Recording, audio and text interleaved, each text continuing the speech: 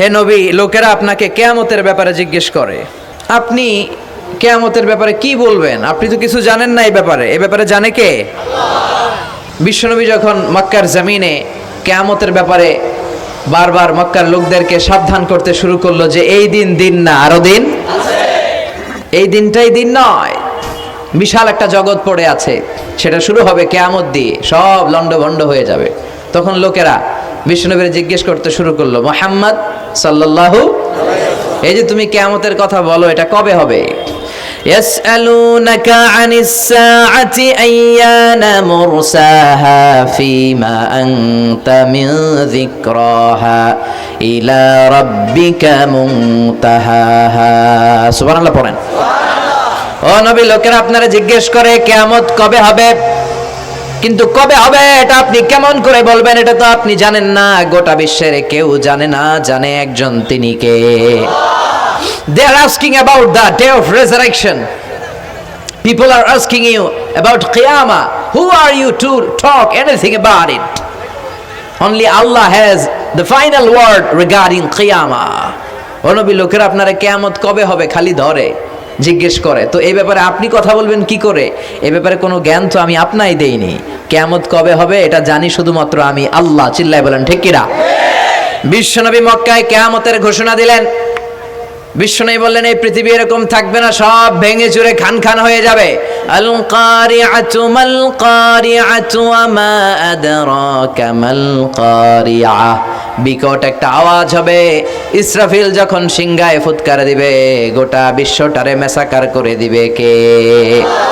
আবার বিশ্বনবী শোনাতে লাগলেন, ইযা জুলজিলাতিল আরদু জিলজালাহা ওয়া আখরাজাতিল আরদু আসকালাহা। বিশ্বনবী বললেন, সেদিন পৃথিবীটা কেঁপে উঠবে, মহা ভূমিকম্প হবে। জমিনের ভেতরে যা আছে, তেলের খনি, গ্যাসের খনি, স্বর্ণের খনি, সব কিছু জমিনটা বমি করে বের করে দিবে। আবার বিষ্ণু বলতে লাগলেন, ইযা রুজ্জাতিল আরদু রাজ্জাও ওয়া বুসাতিল জিবালু বাসসা। সুবহানাল্লাহ পড়েন। জমিনটা কেঁপে উঠবে, পাহাড়গুলো ভেঙে চুরে দুমড়ে মুচড়ে যাবে, গোটা বিশ্বটা কেঁপে উঠবে, সাগরের বুকে দাউ দাউ করে আগুন জ্বলবে। সেই দিনটা হচ্ছে কিয়ামতের দিন। বিশ্বনবীর মুখ থেকে বারবার বারবার বারবার এই কিয়ামত কিয়ামত শুনতে শুনতে কাফেরদের মনের ভিতরে ভয় ঢুকে গেছে। কাফেররা মনে মনে কয়, এই মুহাম্মদের তো কোনোদিন মিথ্যা কথা বলতে শুনি নাই। শুনছে? বিশ্বনবী ওনার পুরো জীবনে একটি মিথ্যা কথা বলেছেন, একটি অসত্য কথাও তিনি বলেছেন। ওদের মনের ভিতরে ভয় ঢুকে গেছে, কিরে মুহাম্মদ যা বলে তাই তো হয়। এই যে মুহাম্মদ বারবার বারবার কিয়ামতের কথা বলতেছে, যদি সত্য হয়, যদি, চলো মুহাম্মদের জিজ্ঞেস করি যে এই যে কিয়ামতের কথা তুমি বলো, এটা কবে হবে? সুবহানাল্লাহ পড়বেন না? সবাই এসে জিজ্ঞেস করলো, মুহাম্মদ তুমি তো মিথ্যা বলো না, তুমি সত্যবাদী আর সাদিকাল আমিন, তুমি বলো কিয়ামত হবে, আমাদের জানতে বড় মন চায় কিয়ামত যে হবে, কিয়ামতটা কবে হবে? আল্লাহ তখনই আয়াত নাজিল করে বললেন, নবী ওরা জিজ্ঞেস করে কিয়ামত কবে হবে, কিন্তু আপনি বলবেন কেমনে? বলতে পারে একজন, তিনি কে? ইন্নাস সাআতা লাআতিয়াতুন লা রাইবা ফিহা ওয়ালাকিন্না আকসারান নাসি লা ইউমিনুন। আল্লাহ বললেন কিয়ামতটা হবেই হবে, এতে কোনো সন্দেহ নাই। সন্দেহ আছে নাকি? এটা কিন্তু ঈমানের সাথে সম্পৃক্ত। কিয়ামত যে হবে আমাদের কারো সন্দেহ আছে? কারো সন্দেহ নাই। কারো কি এমন ক্ষমতা আছে যে কিয়ামতকে আটকায় দিবে? বলেন। পৃথিবীর কোনো প্রধানমন্ত্রী, প্রেসিডেন্ট, পুলিশ প্রধান, র্যাবের প্রধান, বিডিআর, সেনাবাহিনী, Donald Trump, Barack Obama, George W Bush, Vladimir Putin, Narendra Modi, পৃথিবীর কেউ এই কিয়ামতকে আটকায় রাখতে পারে? অসম্ভব। কিয়ামত হবেই, কেউ কিয়ামতকে ঠেকায় রাখতে পারবে না। এটা হবে, কিন্তু কবে হবে কেউ জানে না, একজন ছাড়া। তিনি কে? ইন্নাল্লাহা ইনদাহু ইলমুস সাআহ। আল্লাহর কাছে আছে এই কিয়ামতের জ্ঞান, কেউ এই জ্ঞান রাখে না। সাইয়েদনা জিবরাইল বিশ্বনবীকে একবার প্রশ্ন করলেন, ইয়া রাসূলুল্লাহ সাল্লাল্লাহু আলাইহি ওয়াসাল্লাম, মাতাস সাআহ, এই যে আপনি কিয়ামতের কথা বলেন, এই কিয়ামতটা কখন হবে? বিশ্বনবী বললেন, মাল মাসউলু আনহা বিআলামা মিনাস সাইল। ও জিবরাইল, তুমি যেমনি জানো না, আমিও জানি না। সুবহানাল্লাহ পড়েন।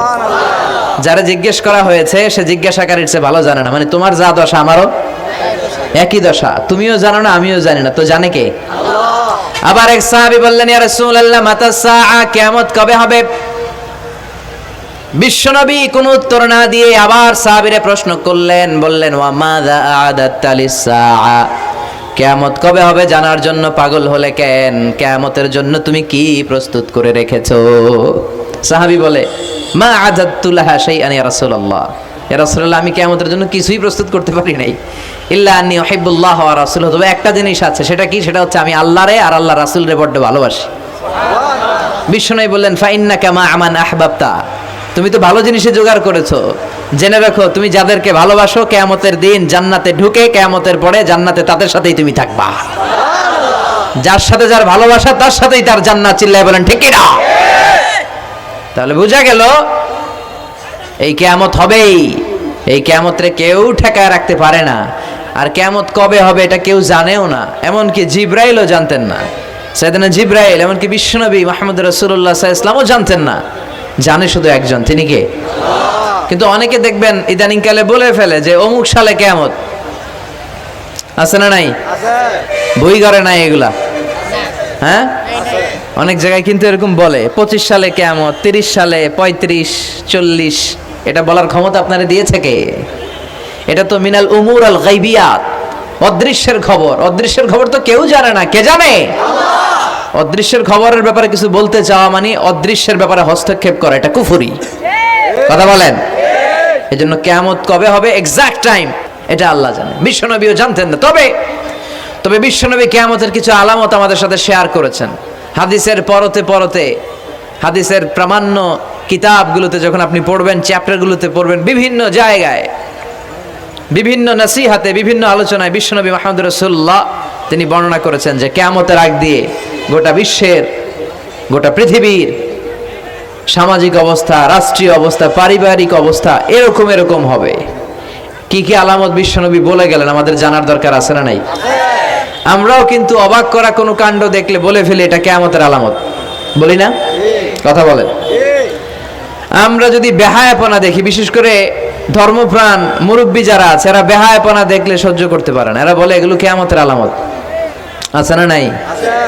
কিয়ামতের আলামত। আমি এরকম দেখেছি যে একটা সন্তান মায়ের পেট থেকে ভূমিষ্ঠ হয়েছে, কিন্তু ওই সন্তানের মাথা দুইটা। কয়টা? আছে না নাই? তো এগুলো দেখলে আমরা কি বলি? কিয়ামতের আলামত। কিন্তু বিশ্বনবী কিয়ামতের আলামতের ব্যাপারে কি বললেন, আমাদের কি শোনালেন, জানতে মনে চায়? কথা বলেন, শুনতে মনে চায়? আসেন আজকের এই চমৎকার রজনীতে কিয়ামতের আলামতের ব্যাপারে, আলামাতুল কিয়ামা, আশরাতুস সাআহ, আস-সুগরা ওয়াল কুবরা, এগুলো আমরা জানার চেষ্টা করি। আপনি বিশ্বনবীর মুখনিসৃত এই বাণীগুলো যদি শোনেন যে কিয়ামতের আলামতের ব্যাপারে বিশ্বনবী কি বলেছে, শুনলে আপনার গা শিহরিয়ে উঠবে। আপনার মনে হবে বিশ্বনবী যেন এই একবিংশ শতাব্দীর দিকে তাকিয়ে তাকিয়ে বলে গিয়েছিলেন। মনে হবে যেন বিশ্বনবী বাংলাদেশের এই পরিবেশটা দেখে দেখে বলেছেন। প্রায় প্রতিটাই আমাদের সমাজের সাথে, আমাদের দেশের সাথে, আমাদের পরিবেশের সাথে খাপ খেয়ে যায়। কিয়ামতের আলামতগুলো দুই ভাগে বিভক্ত, একটু আওয়াজ করে উত্তর দিতে হবে। কয় ভাগ? একটা ছোট আলামত আর একটা বড় আলামত। চিল্লায় বলেন একটা, আরেকটা, আবার বলেন একটা, আরেকটা। বড় আলামত মোট 10টা। কয়টা? আল্লাহর মেহেরবানি 10টার একটাও প্রকাশ পায় নাই, একটাও প্রকাশ পায় নাই। কিন্তু কিয়ামতের ছোট আলামতগুলো অনেকগুলো আলামত, 30, 40, 35 এরকম হয়ে যাবে। এই ছোট আলামতগুলোর বেশিরভাগই আমাদের সমাজে প্রকাশিত হতে শুরু করেছে। যেগুলো হয় নাই এগুলো হওয়ার পথে, বেশিরভাগ সমাজে প্রকাশ পেয়ে গিয়েছে। আশরাতুস সাআ, আস-সুগরা ওয়াল কুবরা। আমরা আজকে কিয়ামতের ছোট আলামত, the minor signs of the day of judgement, কিয়ামত আসার আগ দিয়ে কি কি ছোট আলামত আমাদের সমাজে দেখা যাবে, এগুলো নিয়ে আমরা কিছু কথা শুনবো। আওয়াজ করে পড়েন ইনশাআল্লাহ। উদ্দেশ্য হচ্ছে এগুলো জেনে আমরা সচেতন হব। কি হব? আমরা আখিরাতের ব্যাপারে সচেতন হব এবং নিজেদেরকে গড়ব এবং আমলের পরিমাণ এমনভাবে বাড়াবো যাতে আমাদের আখিরাতটা সুন্দর হয়। ঠিক কিনা? আমাদের অনেকেরই এই ইখলাস জিনিসটার খুব অভাব। এটা নাই, এটার ঘাটতি। আমরা আল্লাহর কাছে কামনা করি, আল্লাহ তুমি আমাদের হৃদয় ইখলাস দিয়ে পরিপূর্ণ করো। আল্লাহুম্মা রযুকনা ইখলাস, আল্লাহ তুমি আমাদেরকে ইখলাসকে রিজিক হিসেবে দাও। এই ইখলাসের নামে কোরআনে একটা সূরাও আছে না নাই? সূরার নাম কি? কুল হুয়াল্লাহু আল্লাহুস লাম ইয়ালিদ ওয়া লাম ইয়াকুল লাহু। এখানে আল্লাহ তাওহীদের কথা বলেছেন, ইখলাসের কথা বলেছেন। এজন্য আমরা যেন ইখলাসের সাথে শুনি, ইখলাসের সাথে আমল করি। আল্লাহ তুমি তৌফিক দাও। আমিন। বিশ্বনবী কিয়ামতের ছোট আলামতের ব্যাপারে যা যা বললেন সেগুলো যদি আমরা ধারাবাহিকভাবে শুনতে চাই, তাহলে প্রথমেই যে আলামতটার কথা বলতে হবে সেটা হচ্ছে বিআসাতু রাসূলিল্লাহি সাল্লাল্লাহু আলাইহি ওয়াসাল্লাম। বিশ্বনবীর এই পৃথিবীতে, এই ধরাতে আগমনটাই হচ্ছে কিয়ামতের সর্বপ্রথম আলামত। সুবহানাল্লাহ কইতে পারলেন না? বিশ্বনবীর আগমন পৃথিবীতে হয়েছে কি হয় নাই? কথা বলেন।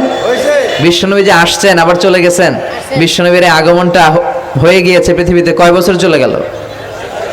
হ্যাঁ, প্রায় 1400-1500 বছর চলে গেল, এখনো কিয়ামত হয় নাই। সুবহানাল্লাহ পড়েন।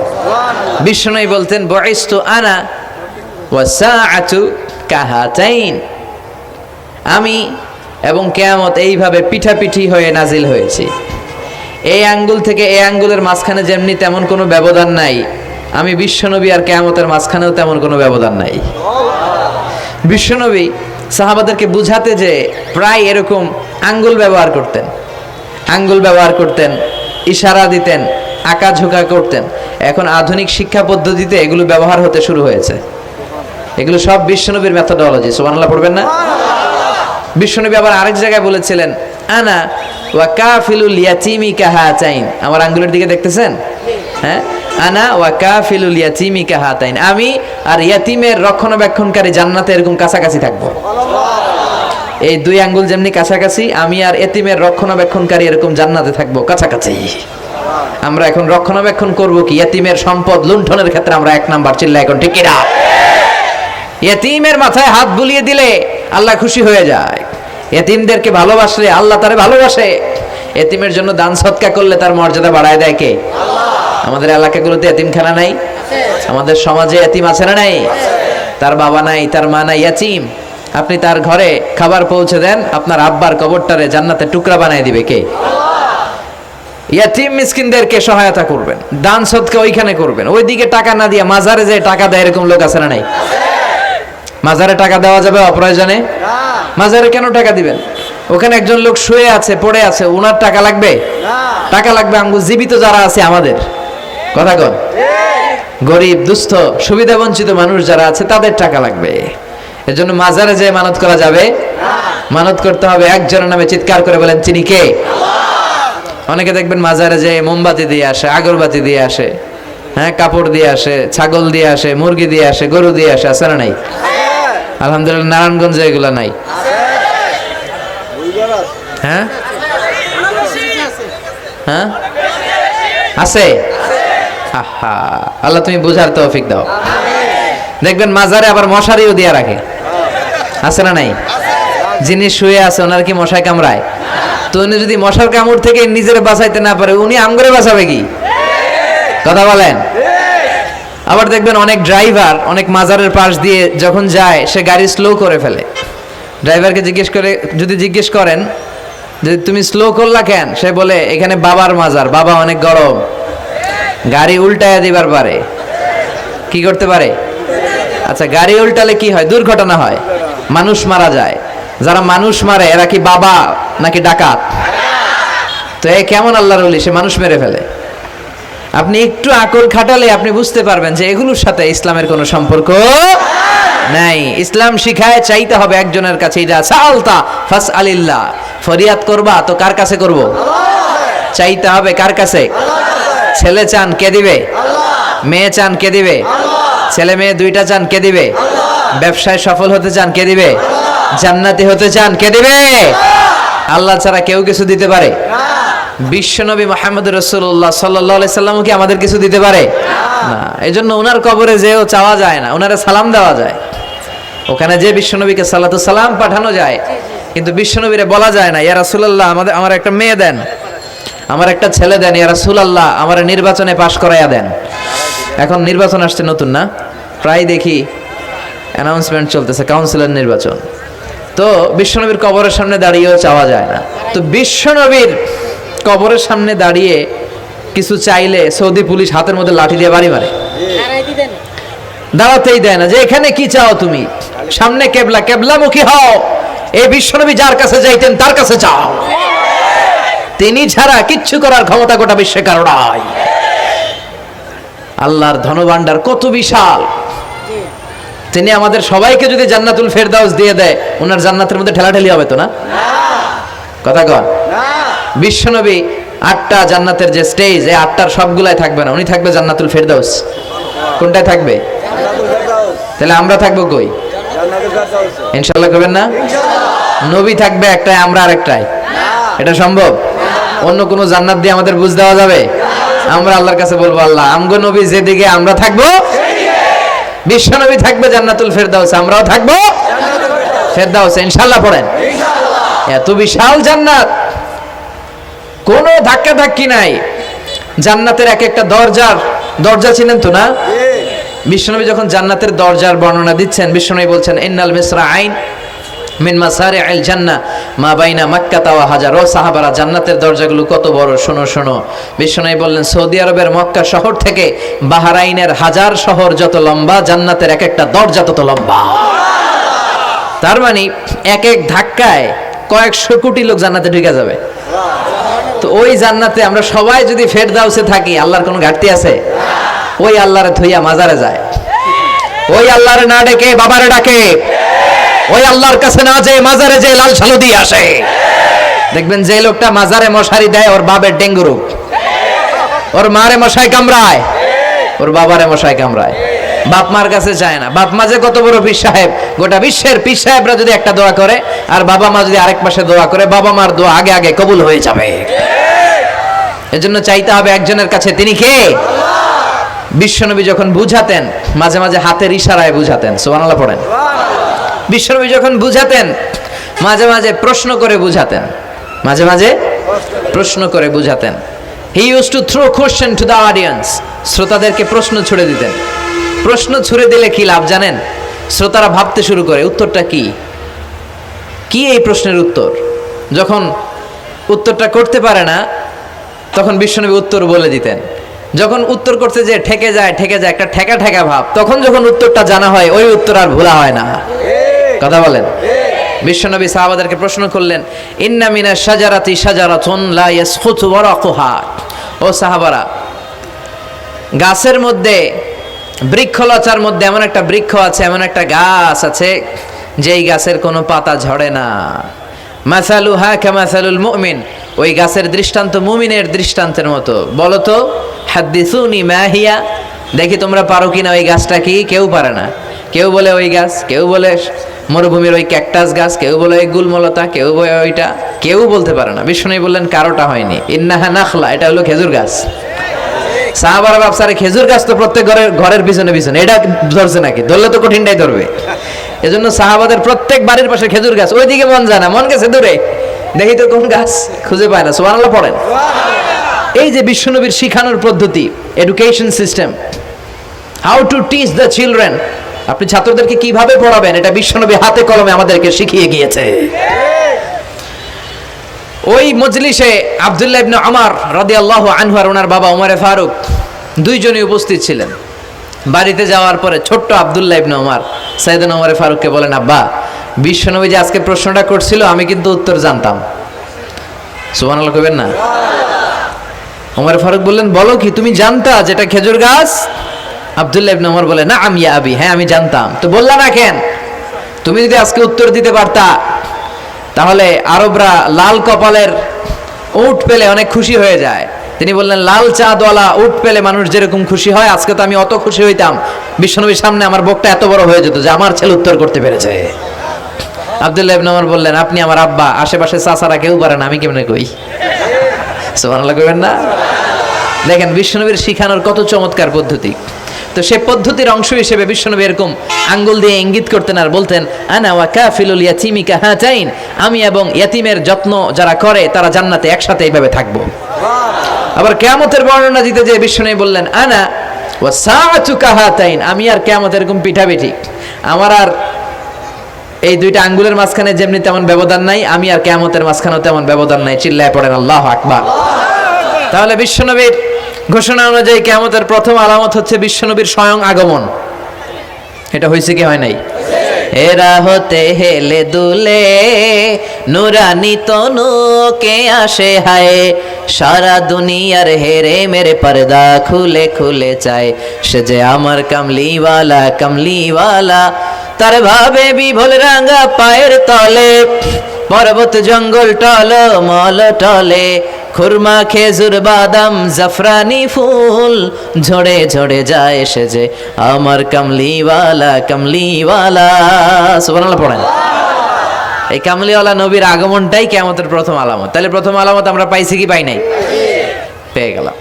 এরপরে বিষ্ণু বলেছেন যুহুর কাসরাতিল ফিতান বিআনওয়াইহা, কিয়ামতের আগ দিয়ে সমাজে ফিতনা ফাসাদ বেড়ে যাবে।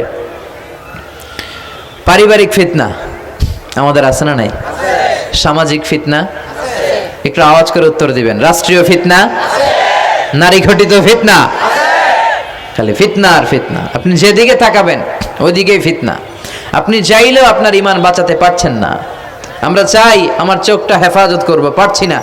ইউটিউবে ঢুকলাম জাকির নায়েকের লেকচার শুনবো, ইউটিউবে ঢুকলাম শায়েখ সুদাইসের তেলাওয়াত শুনবো, ওদিকে তেলাওয়াতও বাজে আর নিচে সাজেস্টেড ল্যাংটা ভিডিও আছে না নাই? কই যাব আমরা? কিভাবে বাঁচাবো আমাদের চোখ? বায়ে অশ্লীলতা দেখে ডানে তাকায়, দেখি ওদিকেও অশ্লীলতা, আবার বায়ে তাকায় ওখানে অশ্লীলতা, সামনে তাকাই অশ্লীলতা, আবার পেছনে তাকাই অশ্লীলতা, নিচে তাকাই অশ্লীলতা, উপরে তাকাই ওদিকে অশ্লীলতা। আমরা যাব কই? আর নাযার সাহামুন মাসমুম মিন সিহাম ইবলিস, এই দৃষ্টি শয়তানের বিষ মাখানো তীরবানের মধ্য থেকে ভয়ঙ্কর তীর। এই তীর দিয়ে শয়তান যুবক যুবতীদেরকে কাবু করে ফেলে। একটা যুবক যুবতীর মধ্যে প্রথমে আই কন্ট্যাক্ট হয়। কি হয়? প্রথমে আই কন্ট্যাক্ট, চোখে চোখে একটা ভাব বিনিময় হয়। হ্যাঁ, এরপরে SMS এর আদান প্রদান হয়। কথা বলেন। এরপরে ডেটিং হয়। ডেটিং কি হয়? এরপর হয় গার্লফ্রেন্ড বয়ফ্রেন্ড। আছে না নাই? এগুলো ভুইঘরে নাই? ভুইঘরের ছেলেপেলেরা আল্লাহওয়ালা। হ্যাঁ, কি ভয়ঙ্কর অবস্থা। আমরা ছোটবেলায় এই সমস্ত গার্লফ্রেন্ড বয়ফ্রেন্ড কি বুঝতামই না। এখন ক্লাস 5 থেকে শুরু, ক্লাসে যারা যারা আছে ভাগাভাগি হয়ে যায়, কোনটা কার? আছে না নাই? কয় এইটা আমার, মানে আমার ফ্রেন্ড, এটা আমার এই কি ফ্রেন্ড, গার্লফ্রেন্ড, এটা আমার গার্লফ্রেন্ড, তো এটা তোর গার্লফ্রেন্ড। আছে না নাই? আবার এটারে সংক্ষেপ করছে, কয় GF। কি কয়? তোমাদের এগুলা নাই তো? হ্যাঁ আছে, অর্ধেক কয় আছে, অর্ধেক কয় নাই। খুব চালাকেরা। প্রিয় ভাইয়েরা, এগুলো আমাদের সংস্কৃতি নয়। বিবাহ বহির্ভূত যে কোনো ধরনের নারী পুরুষের সম্পর্ককে হারাম করেছে কে? আসুন আমরা বিয়েটাকে সহজ করি, আর্লি ম্যারেজ ক্যাম্পেইন করি। আর কত বলবো? যতদিন বেঁচে থাকি বলবো, বিয়েটারে সহজ করে দেন। ছেলের বাবা যারা আছেন, মেয়ের বাবা যারা আছেন, বিয়েটা সহজ করে দেন। তা না হলে এই যে 14ই ফেব্রুয়ারি গুলো যায়, আছে না নাই? কি নাম? কি? বিশ্ব বেহায়া। আহা, এগুলো আগে ছিল না। এগুলো সব কিয়ামতের আলামত। চিল্লা এখন ঠিক কিনা? এই দিবসগুলোতে আপনার উঠতি বয়সের তরুণী মেয়ে, আপনার ছেলে যে পাপগুলো করে বিয়ে না করার কারণে, এই পাপগুলোর একটা পার্সেন্টেজ গুনাহ আপনার আমলনামায় আছে না নাই? এজন্য খবরদার, বাবা মা যারা আছেন ছেলে মেয়েদেরকে সময় মতো বিয়ে করিয়ে দেন। আমাদের দেশে বিয়ে অনেক সময় অনেক দেরি হয়ে যায়, বিশেষ করে ছেলেদের দেরি হয়ে যায়। বলে তুই নিজের পায়ে দাঁড়া। তো এতদিন ও কার পায়ে দাঁড়াইছে? ও তো নিজের পায়ে দাঁড়িয়েছে, একটু সহযোগিতা করেন না আপনি।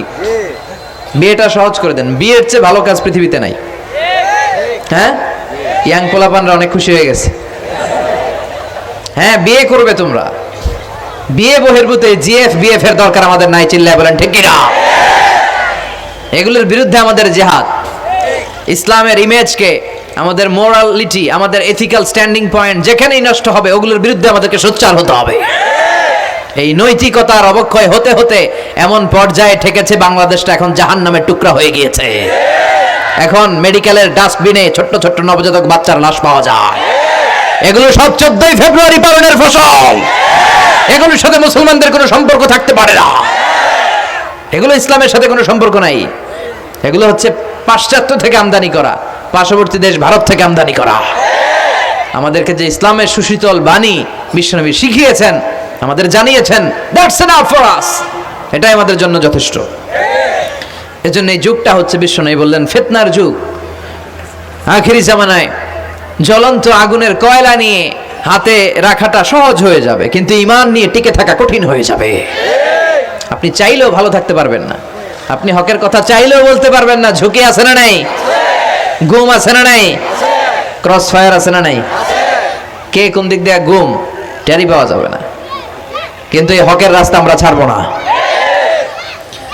বিশ্বনবী বললেন ফিতনা বেড়ে যাবে। আপনি হক হালাল মেনটেন করতে চান কিন্তু পারবেন না। আপনি ঘুষ খাবেন না, কি হবে? টেবিলের নিচ দিয়া ঘুষ, উপর দিয়া ঘুষ, সব জায়গায় ঘুষ। আপনার পাশে যে চাকরি করে সে খায় ঘুষ, ও খায় ঘুষ, নিচের কর্মচারী খায় ঘুষ, উপরের বসও খায় ঘুষ। কথা বলেন, আপনি চাইলেও পারছেন না। এজন্য বিশ্বনবী সবসময় দোয়া করতেন, আল্লাহ ফিতনা থেকে আমাদেরকে বাঁচাও। বিশ্বনবী পড়তেন আল্লাহুম্মা ইন্না নাউযু বিকা মিনাল ফিতান মা যাহারা মিনহা মা বাচান। হে আল্লাহ, প্রকাশ্য অপ্রকাশ্য সব ফিতনা থেকে তুমি আমাদেরকে বাঁচাও। চিল্লায় পড়েন আমিন। আওয়াজ করে আমার সাথে পড়েন আল্লাহুম্মা ইন্না নাউযু বিকা মিনাল ফিতান মা যাহারা মিনহা ওয়া মা বাতান। এর মানে হচ্ছে হে আল্লাহ, প্রকাশ্য অপ্রকাশ্য, দেখা যায় দেখা যায় না, এরকম সব ফিতনা থেকে তুমি আমাদেরকে বাঁচাও। তাহলে এই যে বিশ্বনবী বললেন কিয়ামতের আগে ফিতনা বেড়ে যাবে, এই আলামতটা সমাজে আছে না নাই? আমাদের আশেপাশে ফিতনা আছে না? আচ্ছা, এরপরে বিশ্বনবী বলেন খুরুজ মুদ্দাঈন নবুওয়া, কিয়ামতের আগ দিয়ে ভণ্ড নবী দাবিদার বেড়ে যাবে। বুখারীর বর্ণনায় বিশ্বনবী বললেন ততক্ষণ পর্যন্ত কিয়ামত হবে না যতক্ষণ না 30 জন ভণ্ড নবী দাবিদার বেরোবে। ভণ্ড নবী দাবিদার, একটাও নবী না। কুল্লুহুম কাযযাবুন দাজ্জালুন, সবগুলো মিথ্যাবাদী, কাযযাব আর দাজ্জাল। বিশ্ব নবী হচ্ছেন সর্বশেষ নবী। আমার নবীর পরে আর কোন নবী আসবে? আমার রাসূলের পরে আর কোন রাসূল আসবে? এই কথাটা যারা মানবে না তার ঈমান থাকবে মা কানা মুহাম্মাদুন আবা আহাদিম মির রিজালিকুম ওয়ালাকিন রাসূলুল্লাহি ওয়া খাতামান নাবিয়্যিন। মুহাম্মদ তোমাদের কোন ছেলেদের পিতা নয়, তিনি হলেন আল্লাহর রাসূল, তিনি হলেন শেষ রাসূল। খাতামান নাবিয়্যিন, সাইয়েদনা আদম থেকে শুরু করে নবী আসার যে ধারাবাহিকতা, এটা বিশ্ব নবীর মাধ্যমে এই চেইনটাকে কাট আপ করে দিয়েছে কে? আমার নবীর পরে কোনো নবী নাই। বিশ্বনবী বলতেন লা নাবিয়্যা বা'দি ওয়ালা রাসূলা, আমার পরে নবীও নাই রাসূলও নাই, তবে লাউ কানা বা'দি নাবিয়্যুন লাকানা উমর, আমার পরে যদি কেউ নবী হতো আমার সাহাবী ওমর নবী হয়ে যেত। প্রভু তুমি বলেছো রাসূল দেবে না, বলনি দেবে না ওমর, বলনি দেবে না হামজা তারিক, খালিদ বিজয়ী সমর। প্রভু তুমি বলেছো রাসূল দেবে না, বলনি দেবে না ওমর, বলনি দেবে না হামজা তারিক, খালিদ বিজয়ী সমর। প্রভু তুমি বলেছো রাসূল দেবে না। সুবহানাল্লাহ পড়েন। ওমরে ফারুক নবী হয়ে যেত, এমন কোয়ালিটি ছিল। আসাদুহুম ফি আমরিল্লাহি উমর, আল্লাহর আইন বাস্তবায়নের ক্ষেত্রে গোটা বিশ্বের মধ্যে সবচেয়ে শক্ত ছিলেন সাইয়েদনা ওমর। আর এই উম্মতের মধ্যে সবচেয়ে নরম দিলের ছিলেন সাইয়েদনা আবু বকর। আরহামু উম্মতি বি উম্মতি আবু বকর। তিনি যখন নামাজে দাঁড়াতেন, সালাতে দাঁড়াতেন, উনি যখন তেলাওয়াত শুরু করতেন, ওনার কান্নার আওয়াজে তেলাওয়াতের আওয়াজ বোঝা যেত না। আর আমাদের নামাজে কান্না আসে? হ্যাঁ, নামাজে দাঁড়াইলেই সারাদিন যেটা মনে পড়ে না ওটা নামাজে দাঁড়াইলেই মনে পড়ে। আছে না নাই? নামাজেও দাঁড়ায়, আবার বিপিএল এ কি হইলো ওই টেনশন আছে না নাই? নামাজও পড়ে, আবার মাশরাফি কি আউট, এখন তো আবার উনি কি এমপি না, মাননীয় এমপি মাশরাফি। এমপি বললে কেমন জানে লাগে, শুধু মাশরাফি বলতে ভালো লাগে, কথা কন। তো উনি কি আউট নাকি ছক্কা, এই টেনশনগুলো আছে না নাই? এই তো আমাদের নামাজ। এই নামাজগুলো মিজানের পাল্লায় উঠালে কোনো ওজন হবে? কথা বলেন। বিশ্বনবী যখন সালাত পড়তেন, বিশ্বনবীর পা গুলো ফুলে হাত্তা তাতাওয়াররামু খাদামা, টিউমার যেমনি ফুলে থাকে বিশ্বনবীর পাগুলো ফুলে যেত। তাহাজ্জুদ পড়তে পড়তে দাঁড়িয়ে থাকতে থাকতে হাত দুইটা প্যারালাইজড হয়ে যেত, আর নাড়াতে পারে না। এরপরে তিনি হাত ছেড়ে দিতেন প্রশান্তির জন্য, এরপরে হাত ছেড়ে দিয়ে কেরাত পড়তেন, আবার যখন ভাল লাগতো আবার ধরতেন। সুবহানাল্লাহ পড়ে। আলী কারামাল্লাহু ওয়াজহার পায়ের ভেতরে এক যুদ্ধে তীর ঢুকে গেল। এই তীর টেনে বের করা যায় না, তীর টান দিলেই উনি চিৎকার মারে, জখম হয়েছে অনেক ভিতরে। বিশ্বনবী বললেন, আরিহনা বিসসালা ইয়া বিলাল, আকিমিস সালা, বেলাল আজান দাও, নামাজ শুরু করি। নামাজ শুরুর আগে আরেক সাহাবীরে বললেন, আলী যখন জামাতের কাতারে দাঁড়াবে তুমি নামাজে না দাঁড়িয়ে আলীর পায়ের সামনে যে ওই পায়ের তীরটা টান দিয়ে বের করবা। সুবহানাল্লাহ পড়েন। একামত হলো, বিশ্বনবী সালাত শুরু করলেন। বিশ্বনবীর কথা অনুযায়ী ওই সাহাবী যে আলী কারামাল্লাহু ওয়াজহার পা থেকে টান দিয়ে তীরটা বের করে নিয়ে আসলেন, ফিনকি দিয়ে রক্ত বেরোলো, জায়গাটা রক্তে সয়লাভ, কিন্তু সাইয়েদনা আলী কারামাল্লাহু ওয়াজহা টেরই পায় নাই। সালাত শেষ, উনি দেখেন পায়ের মধ্যে তীর নাই, রক্তের সয়লাভ, যেখানে দাঁড়ালেন ওখানে খালি রক্ত। বিশ্বনবীরে বললেন, ও নবী আমার পায়ের তীর কই? বিশ্বনবী বললেন, আলী রে, আমি জানি তুমি যখন যাই নামাজের জন্য দাঁড়িয়ে যাও, দিন দুনিয়ার হুঁশ তোমার থাকে না, তোমার হৃদয়টা এখানে থাকে না, দেহটা এখানে থাকে, হৃদয়টা চলে যায় আল্লাহর আরশের উপরে। ওনাদেরও নামাজ আমাদেরও। সাহাবারা যখন মরুভূমিতে নামাজ পড়তেন, মরুভূমির পাখিগুলো এসে সাহাবাদের মাথার উপরে বসে যেত। পাখিগুলো মনে করতো এগুলো মরুভূমির খেজুর গাছটা হবে। কি হবে? কারণ নড়ে চড়ে না তো, আমাদের মতো তো এরকম দাড়ি চুলকা না, এরকম জামা ঠিক করে না, দাঁড়াইছে তো দাঁড়াইছেই। সুবহানাল্লাহ পড়েন। তো ইবাদতে এরকম আন্তরিকতা, একাগ্রতার দরকার আছে না নাই? বিশ্বনবীর পরে কোনো নবী হবে না, কিন্তু বিশ্বনবী বললেন কিয়ামতের আগে এরকম অনেক ভণ্ড নবী দাবিদার বের হবে। বিশ্বনবীর সময়কালেই এক ভণ্ড নবী দাবিদার বের হয়েছিল, ওর নাম হচ্ছে মুসাইলামাতুল কাযযাব। এসে বলে, মুহাম্মদ আন-নবুওয়া নিসফুন লাকা ওয়া নিসফুন লি, তুমি একা নবী নও, নবুয়ত অর্ধেক তোমার অর্ধেক আমার, আমারটা আমারে বুঝায় দাও। বিষ্ণু বললেন, তোরে বুঝাই দেবো? আনতা লাস্তা মুসাইলামা ফাকাত, আনতা মুসাইলামাতুল কাযযাব, আজ থেকে তুই শুধু মুসাইলামা না, তুই ভণ্ড মুসাইলামা, তুই মিথ্যাবাদী মুসাইলামা। বিশ্বনবীর পরে এরকম আলজেরিয়াতে অনেক ভণ্ড নবী দাবিদার বের হয়েছে। এই যে ভারতবর্ষের ইন্ডিয়া পাকিস্তান, এখানে পাঞ্জাব একটা এলাকা আছে, নাম শুনছেন? মির্জা গোলাম আহমদ কাদিয়ানি, এই বেয়াদবটাও নবুয়ত দাবি করেছে। নাউজুবিল্লাহ পড়তে পারলেন না? সে প্রথমে দাবি করছে আমি শেষ নবী, এরপরে সে দাবি করছে আমি ইমাম মাহাদি, এরপর সে দাবি করছে আমি ঈসা আল মাসিহ। এই ভণ্ডটার অনুসারী বাংলার জমিনে আছে না নাই? এদেরকে রাষ্ট্রীয়ভাবে কাফের হিসেবে আখ্যা দেওয়ার দরকার আছে না নাই? এত আন্দোলন হয়, এত কথা হয়, কিন্তু সরকারের টনক নড়ে না। এদেরকে রাষ্ট্রীয়ভাবে কাফের হিসেবে ঘোষণা দিতে হবে, সার্কুলার জারি করে চিল্লায় বলেন ঠিক কিনা? এরা মুসলমান নয়, কারণ আপনি শুধু লা ইলাহা মানলেই মুসলমান হতে পারবেন না, মুমিন হতে পারবেন না। বিশ্বনবীর উপর সাক্ষী দেওয়ার দরকার আছে না নাই? বিশ্বনবী শেষ নবী, ওনার পরে কোনো নবীও আসবে না, কোনো রাসূলও আসবে না, চিল্লায় বলেন ঠিক কিনা? এই বেয়াদবটা পায়খানা করতে যায়, টাঙ্কি ভাঙ্গা গুয়ের টাঙ্কিতে বইরা মরছে, শত শত বছরের ময়লা পায়খানাটার মধ্যে জমা। গু খাইতে খাইতে পেটটা হয়েছে এত বড়, আর পারে না, আল্লাহকে খা, জনমের খাওয়া। নবীরা যেখানে মারা যায়, নবীরা নিজে পবিত্র, যেখানে মরে ওই জায়গাটাও, কিন্তু বেয়াদবটা কই মরছে? হ্যাঁ, বাথরুমের টাঙ্কির ভিতরে। তো মেথর নিয়ে আসা হয়েছে, মেথর ভাইরা এসে রশি দিয়ে ওটার উঠায়, কিছু দূর ওঠার পরে এত ওজন, রশি টশি ভাঙ্গে আবার দবাস করে পড়ে, আবার উঠায়, আবার পরে আল্লাহকে জনমের মতো ঘু খাইয়া নে। বিষ্ণুর সাথে বেয়াদবি করেছিস, তোর ইজ্জতের 12টা আমি বাজায় দিলাম, চিল্লা এখন ঠিক কিনা? যারাই বিষ্ণুবীর সম্মান নিয়ে ঝিনিমিনি খেলেছে, তাদের রেহাই দুনিয়াতেও নাই, আখেরাতেও নাই। এই মুসাইলামা দুনিয়াতেই অপমানিত হয়েছিল। সে বিশ্বনবীকে নকল করত, কপি করত, বেয়াদবি করত, স্পর্ধা দেখাতো। বিশ্বনবী কোনো গাছের মধ্যে হাত লাগালে ওই গাছের ফলন বেড়ে যেত। সে বলতো আমি নবী, তার এলাকার লোকেরা বলে তাহলে বিশ্বনবী মুহাম্মদের মতো তুমি আমাদের এলাকার গাছে হাত লাগাও। সে কোনো গাছে হাত লাগাইলে ওই গাছের সব ফল মরে যেত। বিশ্বনবী কোনো লোনা পানির কুয়ার ভেতরে অজু করে কুলির পানি ফেললে ওই লোনা পানির কুয়া মিঠা পানির কুয়াতে পরিণত হতো। আর এই বদমাসটা যদি মিঠা পানির কোনো কুয়ার মধ্যে কুলি ফেলাইতো, ওইটা লোনা পানির কুয়া হয়ে যেত। বিশ্বনবী মদিনাতে আসার পরে মদিনার নিউ বর্ন বেবিদেরকে বিশ্বনবীর কাছে নিয়ে আসা হতো। বিশ্বনবী তাদেরকে তাহনিক করাতেন। তাহনিক মানে খেজুর হালকা একটু খেয়ে বিশ্বনবী লালা লাগিয়ে বিশ্বনবী লালা মোবারকটাই বাচ্চার ঠোঁটের মধ্যে বিশ্বনবী লাগিয়ে দিতেন। এখন বিশ্বনবী নাই, আলেমদের কাছে যাবেন, খতিব এলাকার বড় খতিব হুজুরের কাছে যাবেন, হাফেজ সাহেব হুজুরের কাছে যাবেন, হুজুর মধু খেয়ে বাচ্চার মুখে লাগাই দিবে। উনি যে সবসময় কোরআন পড়েন, ওনার সিনাতে যে কোরআন, ওইটার বরকত আছে না নাই?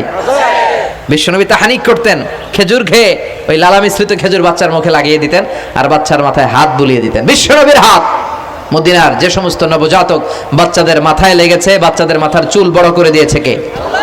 সেও বিশ্বনবীর মতো অ্যাক্টিং করতো। তার কাছে নবজাতক বাচ্চা নিলে সেও তাহনিক করতো। তাহনিক করার সাথে সাথে বাচ্চা বমি শুরু করে দিত।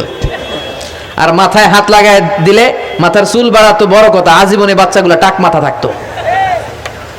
কি করতো?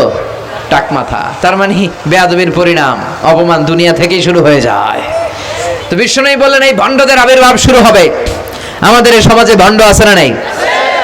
দুদেল বান্দা কালমা চোর, না পায় শ্মশান না পায় ঘোর, দিন থাকিতে আয়রে পথে ছাইড়া দে ভণ্ডামি, ভণ্ডামি ভণ্ডামি ভণ্ডামি, ছাইড়া দে ভণ্ডামি।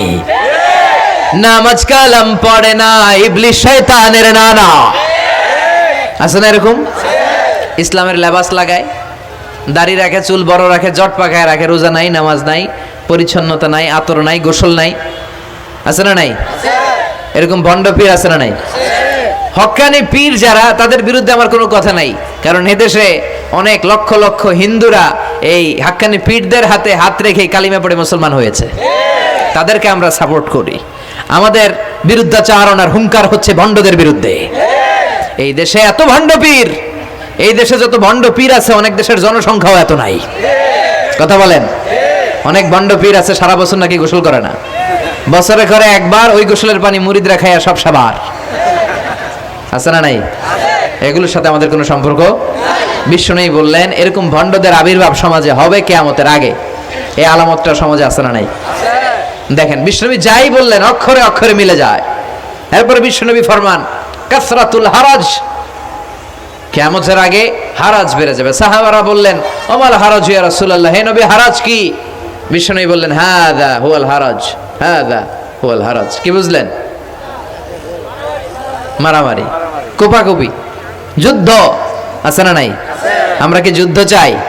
যুদ্ধ নয়, আরে যুদ্ধ নয়, নয় আর কোন তাজালা, সেই পৃথিবী আমাদের সকল মানুষের হোক নিরাপদ আবাস, সেই পৃথিবী আমাদের সকল মানুষের হোক নিরাপদ আবাস। We don't want to see any war in the whole world. We don't want to see any war in the whole world. ঠিক কি না?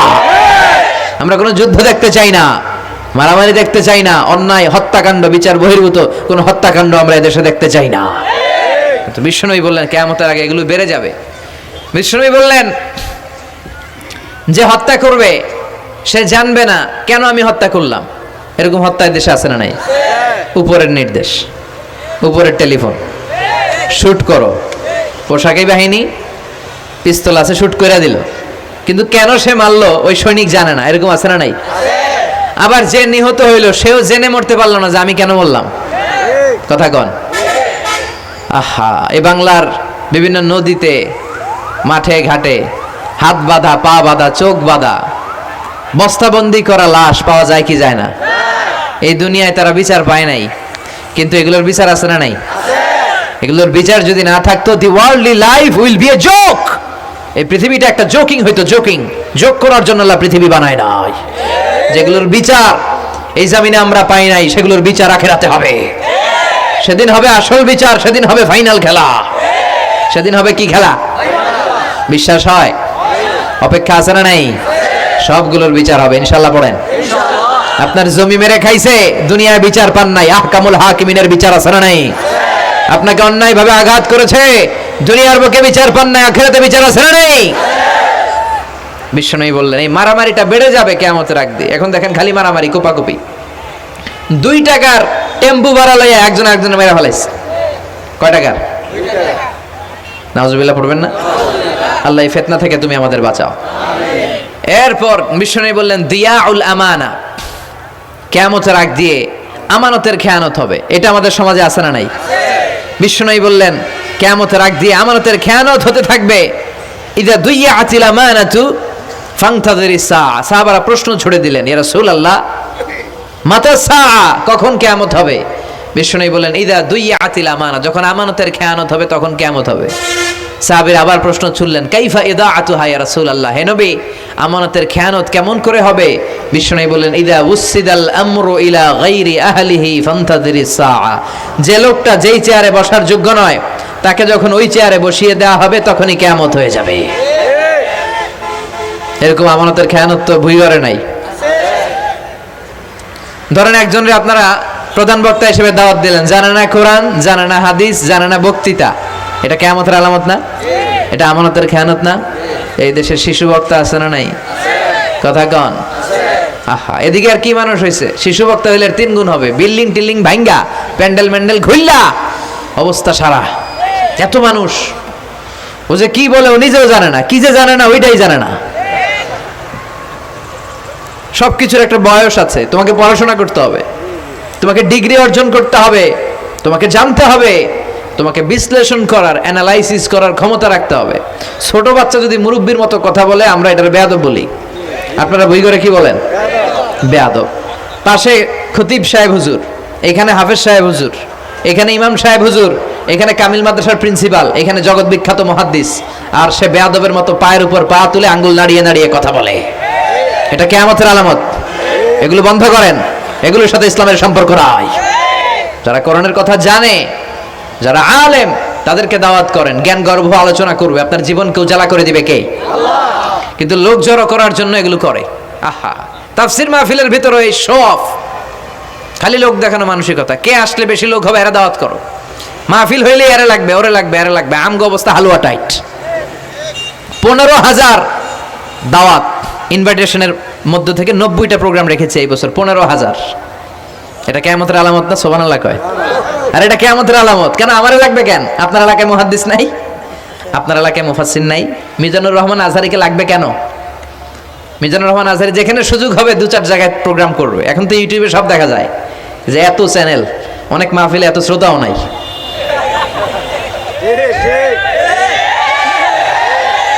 কথা কন। এখন কোথাও যেতে পারি না। আজকে এয়ারপোর্ট থেকে আসার পথে, এয়ারপোর্ট থেকে বের হইতে লাগতেছে আধা ঘন্টা। লোকজনের দাবি হচ্ছে হুজুর সেলফি তুলবো, সেলফি তুলবো, তাও বিভিন্ন অঙ্গভঙ্গি করে, এরকম মুখ বাঁকা করে, এরকম হাত বাঁকা করে। আমি বললাম কি স্টাইল? কয় এটা গ্যাংনম স্টাইল। আছে না নাই? তো এগুলো লৌকিকতা যেন না হয়। এটা তো দিনের দাওয়াতের একটা সেক্টর, একটা প্ল্যাটফর্ম। এখানে ভুইগড়ের যিনি সবচেয়ে বড় খতিব সাহেব হুজুর, উনি আসলেই চলবে। বড় আলেম উনি আসলেই চলবে। পাবনা জেলার বড় আলেম পাবনায় কথা বলবে, আর অন্যান্য জেলার যদি সুযোগ হয়। কিন্তু এমন ভাবে এটারে আমরা একটা আক্রমণাত্মক জায়গায় নিয়েছি। একটা ডেটের জন্য মানুষ সিআইপি ভিআইপি দিয়ে ট্রাই করে, এটা ঠিক না। এই টেন্ডেন্সি থেকে আমরা যেন বেরিয়ে আসি। আমাদের দরকার ইখলাস। কি দরকার? ইখলাসের বড় অভাব। আবার মাহফিলে গেলে আমাদেরকে অনেক ক্রাইটেরিয়া দেয়, বলে হুজুর আপনার কিন্তু আজকে কাঁপাইতে হবে। আমি আসছি কোরআন থেকে কথা বলতে, এখানে কাঁপাকাঁপি হলে তো ভূমিকম্প হয়ে যাবে। কথা বলেন। আবার বলে হুজুর আপনার কিন্তু আজকে জমাই দিয়ে যাইতে হবে। কি করতে হবে? জমাইতে হবে। তো এগুলোর সাথে ইখলাসের কোনো সম্পর্ক আছে? আবার বলে হুজুর কেউ যেন না ওঠে, আপনার কিন্তু ধরে রাখতে হবে, মানে আমনে করে সবাইরে ধরে রাখতে হবে, পাও ধরে থাকেন। এগুলোর সাথে হেদায়েতের কোনো সম্পর্ক। এজন্যই তো সমাজে হেদায়েত নাই। মাহফিলের পরে মাহফিল হয়, ফজরের নামাজটা ঠিকমতো হয় না। হেদায়েত শূন্য, হেদায়েত নাই, ইখলাস নাই। কি উদ্দেশ্যে শুনতেছি এটা যেন খেয়াল করে আমল করতে পারে, এই টেন্ডেন্সিটা নাই। আসুন আমরা একটু থামি। স্টপ, থামেন, অনেক হয়েছে। আন্না ইসলাম কি বলে, কি শিখাতে চায়, কি বুঝাতে চায়, ওইটা বোঝার চেষ্টা করেন, ওইভাবে মানার চেষ্টা করেন। কে কি বললো দেখার দরকার নাই, এত লোক জড়ো হওয়ার দরকার নাই। আজকে যদি চ্যানেল একটাও না থাকতো, 10 জন বসে যদি আমার কথা শুনতো, কোনো সমস্যা আছে? কথা বলেন। এজন্য হেদায়েতটা সবচেয়ে বেশি জরুরি, ইখলাসটা জরুরি। আল্লাহর প্রতি ভয়, আস্থা, ভালোবাসা, এটা বেশি জরুরি। আল্লাহ তুমি ইখলাস দিয়ে আমাদের হৃদয়টাকে পূর্ণ করো। তাহলে এই যে লোক যে চেয়ারে বসার যোগ্য না, ওই লোক যদি ওই চেয়ারে বসে, কিয়ামতের আলামত আছে না নাই? চেয়ারম্যান হওয়ার যোগ্যতা যদি না থাকে, যদি চেয়ারম্যান হয়ে যায়, হ্যাঁ, সাইয়্যিদুল কওমি খাদিমুহুম, নেতা হবে তারা যারা মানুষকে খেদমত করবেন। খেদমত করার জন্য 1.5 কোটি টাকা খরচ করে চেয়ারম্যান ইলেকশন করে, 5 কোটি টাকা। এগুলো কেন? এই ট্রেডিশন দেশে আসলো কেন? উনি টাকা খরচ করবে কেন? ওনার চা খাওয়ানো আর সিগারেট খাওয়ানো লাগবে কেন? উনি তো আমাদের খাদেম হওয়ার জন্য আসছে। উনি জনপ্রতিনিধি হয়ে দাঁড়াবে, যাকে আপনারা পছন্দ করবেন ভোট দিবেন না। হাজার হাজার কোটি টাকা, শোডাউন, শো অফ আছে না নাই? কিয়ামতের আলামত। মসজিদের সভাপতির সাথে মসজিদের কোনো সম্পর্ক নাই, আছে না নাই? সব সভাপতিকে আমি এক পাল্লায় মেপে দিচ্ছি না, বেশিরভাগের এই অবস্থা। ভালো দু একজন আছে, আমি জেনারেলাইজ করছি না। সভাপতি তো হবেন তিনি যার সাথে মসজিদের দরদ বেশি, মায়া বেশি, মসজিদে যায় বেশি, ঠিক কিনা? এখন বছরে ওনারা একবার খুঁজে পাওয়া যায় না উনি সভাপতি, উনি সেক্রেটারি, উনি ক্যাশিয়ার, আছে না নাই? তার মানে উনি এখানে বসার যোগ্য ছিল না, ওনারে বসানো হয়েছে। যেই লোক যেই চেয়ারে বসার যোগ্য নয়, তারা যখন ওই চেয়ারে বসিয়ে দেওয়া হবে, বিষ্ণু বললেন তখনই কিয়ামত হয়ে যাবে। কিয়ামতের আলামত আমানতের খেয়ানত, এটা অনেক বড় বিষয়। আমার সম্পদ আছে, এই সম্পদটা আল্লাহর দেয়া, আমার কাছে আমানত। আমার শক্তি আছে, এই শক্তি আমানত। যুবক যারা আছো, তোমাদের যৌবনটা আল্লাহর দেয়া, তোমাদের কাছে সবচেয়ে বড় নেয়ামত এবং আমানত। তোমরা এখন চাইলে অনেক কিছু করতে পারো। তোমাদের একটা সদিচ্ছা তোমাদের এলাকাটারে জান্নাতি বানিয়ে দিতে পারে। তোমরা চাইলে সাগরের স্রোতকে পাল্টে দিতে পারো, বাতাসের গতিকে উল্টে দিতে পারো, তোমরা ইতিহাস রচনা করতে পারো। বিশ্বনবী যখন তোমাদের মতো যুবক ছিল, তিনি হালাফুল ফুদুল যুব সঙ্গ করেছেন। গানের কনসার্ট করে নাই, যাত্রাপালা করে নাই, নাচানাচি করে নাই। উনি হাতে হাত রেখে বলেছেন, মক্কার বুকে কোনো টেন্ডারবাজি থাকবে না, মক্কার জমিনে কোনো চাঁদাবাজি থাকবে না, ধর্ষণ থাকবে না, মক্কার জমিনে কোনো দুর্নীতি চলবে না। যুবকদেরকে নিয়ে উনি এই কাজগুলো করেছেন। এখন একটার পর একটা আমানত আমরা খেয়ানত করে চলি। আমার সম্পদ আমার আমানত, আমার ছেলে মেয়ে আমার আমানত। আমার ছেলে কার সাথে মিশে, ও ডিশের কোন চ্যানেল দেখে, ও ইউটিউবে কোন সাইট ব্রাউজ করে, এটার ব্যাপারে কিয়ামতের দিন আমার জিজ্ঞেস করবে কে? আল্লাহ। কারণ এটা আমানত। যিনি চেয়ারম্যান, পুরো ইউনিয়ন পরিষদ তার কাঁধে আমানত। যিনি এমপি, ওনার এলাকায় কি ঘটে না ঘটে এটা খোঁজ খবর নেওয়া তার আমানত। মেম্বার অফ দ্য পার্লামেন্ট যিনি আছেন এই এলাকার, তার এলাকায় যদি ইয়াবার আড্ডা বসে, গাঞ্জার আসর বসে, এটার দায়ভার তিনি এড়াতে পারেন না। তার এলাকায় ধর্ষণ হলে এটার দায়ভার তিনি এড়াতে পারেন না। এটা তো আমানত। যিনি মন্ত্রী, পুরো মন্ত্রণালয় এটা তার কাঁধে আমানত। যিনি মাননীয় প্রধানমন্ত্রী, আমার 56,000 বর্গ মাইলের প্রতিটা ইঞ্চি মাটি তার হাতে আমানত। এটা অনেক বড় বিষয়। আর মুমিনের বৈশিষ্ট্য হচ্ছে ওয়াল্লাযীনা হুম লিআমানাতিহিম ওয়া আহদিহিম রাউন। যারা বিশ্বাসী তারা কথা দিয়ে কথা রাখে আর আমানতের খেয়ানত করে না। এজন্য আমানত পূর্ণ করতে রাজি আছেন? যেখানেই আমানত নষ্ট হবে সেখানেই কিয়ামতের ভয় আছে না নাই? দেখেন বিশ্বনবী কত চমৎকার করে দার্শনিকের মতো বলে গেলেন, যাই বলে গেলেন তার পুরোটাই সমাজের সাথে মিলে যায়। আমরা যেন আমানতের খেয়ানতকারী না হই, আমরা যেন আমানতকে সংরক্ষণ করতে পারি। আল্লাহ তুমি তৌফিক দাও। এরপর বিশ্বনবী বললেন আত-তাচাউল ফিল বুনিয়ান, কিয়ামতের আগে বড় বড় টাওয়ার বানানোর প্রতিযোগিতা শুরু হয়ে যাবে। আছে না নাই? আজকে নারায়ণগঞ্জে ঢুকে, এটা যে নারায়ণগঞ্জ এটা আমি চিনতেই পারতেছি না। এত সুন্দর হাইওয়ে, এত বিল্ডিং, বিশাল বিশাল টাওয়ার, আগে ছিল এগুলো? কথা বলেন।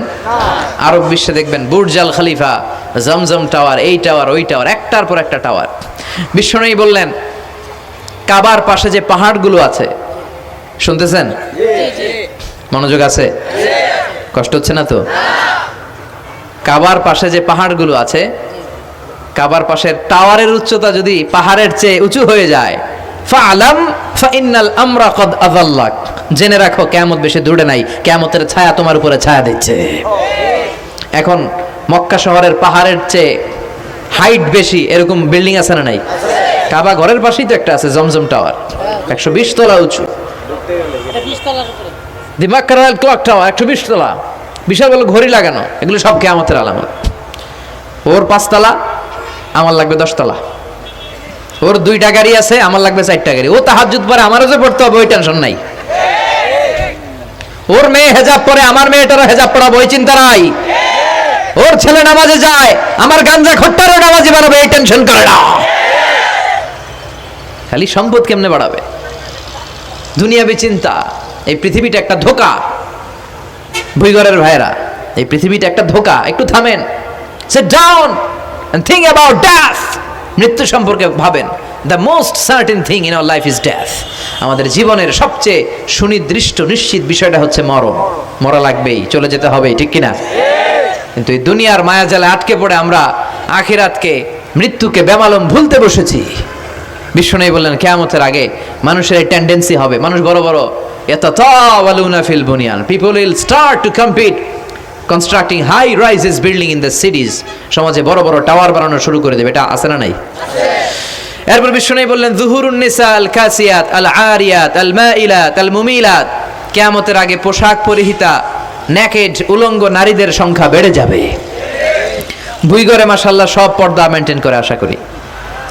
হ্যাঁ, স্থানীয়রা পর্দা করে, আলহামদুলিল্লাহ, আল্লাহ তুমি কবুল করো। কিন্তু গোটা বাংলাদেশের দৃশ্য কি ভুইগরের মতো? না, ভয়ঙ্কর। বিশ্বনবী বললেন কাসিয়াত আল আরিয়াত আল মাইলাত আল মুমিলাত, পোশাক পরিহিতা উলঙ্গিনী, মানে বোরকাও পড়বে, বোরকাওয়ালি। তিনি বোরকা পড়েন কিন্তু টাইট ফিটিং বোরকা, আছে না নাই? তো এতে আপনি, আমার মায়েরা, আমার বোনেরা, আমি আপনাদেরকে সবসময় সম্মান দিয়ে কথা বলার চেষ্টা করি, একটু বোঝেন। এই যে আপনি টাইট ফিটিং এর বোরকাটা পরলেন, এতে লাভটা হলো কি? আপনার দেহের উঁচু নিচু ভাঁজ টের পাওয়া যায়, আপনার সৌন্দর্য প্রকাশ পেয়ে যায়। হেজাব আল্লাহ এমনি এমনি দেয় নাই। যার সম্মান বেশি ওটার প্যাকেট বেশি, কথা কন। ডায়মন্ডের আংটি ওই রাস্তার মধ্যে বিক্রি করে না? স্বর্ণের আংটি না, ওইটা স্পেশাল মার্কেটে বিক্রি করে। কোনো মার্কেটের সামনে পুলিশ রাইফেল নিয়ে দাঁড়ায় থাকে না, কিন্তু স্বর্ণ মার্কেটের সামনে রাইফেল আছে না নাই? ভিতরে স্পেশাল সিকিউরিটি আছে না নাই? গ্লাস ফিটিং করা, ওইখানে সিকিউরিটি আলাদা, স্পেশাল লকার আছে না নাই? কারণ এটার দাম বেশি, তাই এটার পর্দা বেশি, প্যাকেট বেশি। সুবহানাল্লাহ পড়েন। নারীদেরকে তো ইসলাম মর্যাদা দিয়েছে। বিশ্বনবী বলেছেন দুনিয়া কুল্লুহা মাতা ওয়া খায়রু মাতা'আদ দুনিয়াল মারআতুস সালিহা। দুনিয়ার সব হলো সম্পদ, আর এই সব সম্পদের মধ্যে সবচেয়ে দামি সম্পদ হচ্ছে নেককার নারী। সুবহানাল্লাহ। এদের পেটগুলা খনি। এই নেককার নারীগুলো যদি হেজাব মেইনটেইন করে, এই পেটগুলো থেকে আল্লাহ আল্লাহ বেরোবে, নাজমুস সাকিব বেরোবে, কারি আহমদ বিন ইউসুফ আল আজহারি বেরোবে, বড় বড় মুফাসসিরে কোরআন বেরোবে। আর যদি হেজাব না করে, জি বাংলা স্টার জলসা নিয়ে মশগুল হয়ে থাকে, হ্যাঁ, টেন্ডারবাজ, চাঁদাবাজ, ডাকাত, এগুলো বেরোবে। ওজনে কম দিবে, খাদ্যে ভেজাল দিবে, মাছে ফরমালিন দিবে, গাঞ্জার টাকার জন্য লাথি মেরে মারে ঘর থেকে বের করে দিবে। এজন্য নারীরা, আমার বোনেরা, আপনারা অনেক সম্মানিতা, নিজেদের সম্মান সম্পর্কে সচেতন হন। এই হেজাব আপনার অধিকার। এই হেজাব নারীর অহংকার। হেজাব নারীর আভিজাত্যের প্রতীক। হেজাব নারীর রুচির প্রতীক। আপনার রুচিটা কেমন আপনার পোশাক দেখে বোঝা যায়, কথা কন। যে মেয়েটা হিপ হপ স্টাইলে চলাফেরা করে, গ্যাংনম স্টাইলে, এই মেয়েটারে ইফটিজিং করার সুযোগ আছে না নাই? কিন্তু যে হেজাব মেনটেন করে যেই নারীরা চলে, এদেরকে দেখলেই একটা সম্মান চলে আসে। কি ভুল বললাম? একটা সম্মান আসে না? আপনাদের সম্মানটা আপনারা রাখবেন। বিষ্ণু বললেন যুহুরুন নিসাল কাসিয়াতাল আরিয়াতাল মাইলাতাল মুমিলাত, কিয়ামতের আগে পোশাক পরিহিতা উলঙ্গিনী নারী বেরোবে। লা ইয়াজিদনা রিহাহা লা ইয়াদখুলনাল জান্নাতা ওয়া লা ইয়াজিদনা রিহাহা। এই নারীগুলো জান্নাতে তো প্রবেশ করবেই না, জান্নাতের ঘ্রাণও নাকে লাগবে না। ওয়া ইন্না রিহাহা তুজাদু মিন মাসিরাতি 500 সানা। আর জান্নাতের ঘ্রাণ 500 বছর দূরের রাস্তা থেকেও টের পাওয়া যায়। খেয়াল করে বুঝেন, এখান থেকে জান্নাতে পৌঁছতে আরো 500 বছরের রাস্তা। কয় বছরের? এত দূরে থাকতেই জান্নাতের সুবাতাস এসে আপনার নাকে ধাক্কা লাগবে। সুবহানাল্লাহ পড়বেন না? এই নারীগুলো জান্নাতে যাবে না, জান্নাতের ঘ্রাণও পাবে না। এজন্য বাবা যারা এসেছেন, সচেতন হন। আপনার মেয়ে চাইলেই যে কোনো ড্রেস আপনি তাকে কিনে দিতে পারেন না। মায়েরা যারা আমার কথা শুনছেন, আপনার মেয়ে আবদার করবে, সে তো ছোট, সে কি বুঝে। কিন্তু দেখবেন অনেক বিয়ের অনুষ্ঠানে আমি দেখেছি, মায়ের বয়স হচ্ছে 60, মায়ের হাত মোজা, পা মোজা, বোরকা লাগাইছে 2টা, পাশে ষোড়শী অষ্টাদশী তন্নি সুন্দরী সুস্নিগ্ধা এক মেয়ে, বয়স মাত্র 18, ওর বুকে ওন্না নাই, ওটা গলায় শোভা পাচ্ছে। এই 60 বছরের বুড়া মহিলার দিকে কেউ তাকাবে? ওনার তো ডেট এক্সপায়ার্ড, ডেট এক্সপায়ার্ড। ওনার সৌন্দর্য যা ছিল সব শেষ। তার দিকে তাকাবে না, তার উঠতি বয়সের তরুণ মেয়েটার দিকে অনেকে তাকাবে, কারণ এটা জেনেটিক্যাল একটা ইস্যু। একটা পুরুষ একটা নারীর দিকে জেনেটিক্যালি আকৃষ্ট হবে, এটাই স্বাভাবিক, ঠিক কিনা? এজন্য আপনার হাত মোজা পা মোজা আপনার দরকার ছিল না, আপনি পাতলা কাপড় পরলেও সমস্যা নাই, কথা কন। হাত মোজা পা মোজা দরকার ছিল আপনার যুবতী মেয়েটার হাতে, যুবতী মেয়েটার পায়ে। এজন্য আপনারা আপনাদের সম্মানকে বুঝবেন। যারা নারী স্বাধীনতার কথা বলে, নারী আন্দোলনের কথা বলে, এরা নারীদেরকে ঠকায়, এরা নারীদেরকে বিজ্ঞাপনের বিলবোর্ডে নগ্ন করে উপস্থাপন করে। রাস্তা দিয়ে হাঁটি, চোখ খুলতে পারি না, আমার মায়েরা, এরা আমার দেশের মেয়ে, এরা এই 56,000 বর্গমাইলের মেয়ে। এই মেয়েগুলোকে উলঙ্গভাবে হাফ নেকেড করে এই সিনেমা হলগুলোর পোস্টারগুলো যে দেওয়া হয়েছে, এতে এতে সম্মান বেড়েছে না কমেছে? ওদিকে চোখ তুলে তাকানো যায়? এজন্য নারী স্বাধীনতার কথা যারা বলে, এদের কথায় ফাঁদে পা দিবেন না। এরা আপনাদের সম্মান বাড়াতে চায় না, এরা আপনাদেরকে বিলবোর্ডে উঠাতে চায়, আপনাদেরকে উলঙ্গ করে রূপালী পর্দায় উঠাতে চায়, টিভির পর্দায় আপনাদেরকে নেকেড করে উপস্থাপন করতে চায়। এদের ঘরেই নারীরা বেশি নির্যাতিত হয়, এদের কাজের মেয়েরাই বেশি নির্যাতিতা, আর সুযোগ পেলে এরা ধর্ষণে সেঞ্চুরি করতে দেরি করে না। এজন্য নারীদেরকে সম্মান দিয়েছে ইসলাম। আমার বোনেরা, আমাদের সম্মান যেন আমরা রাখতে পারি। আল্লাহ তুমি বোঝার তৌফিক দান করো। এরপরে বিশ্বনবী বললেন, ইতাআতু যাওজা ওয়া উকুকুল কিয়ামতের আগে বিয়ে করার পরে ছেলেগুলো মাকে ভুলে গিয়ে স্ত্রীর পেছনে পেছনে দৌড়াবে, স্ত্রীর আনুগত্য করবে। এরকম নমুনা আছে না নাই? বই ঘরে আছে?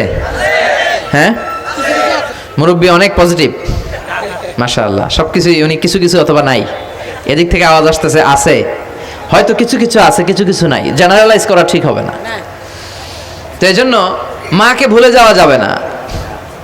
মায়ের দোয়া বড় দোয়া, মায়ের দোয়া সবার আগে কবুল। বুলেট মারলে বুলেট মিস হয়, মায়ের দোয়া মিস হয়? খবরদার। স্ত্রী চলে গেলে নতুন স্ত্রী পাওয়া যায়, মা মরে গেলে মা পাওয়া যায়?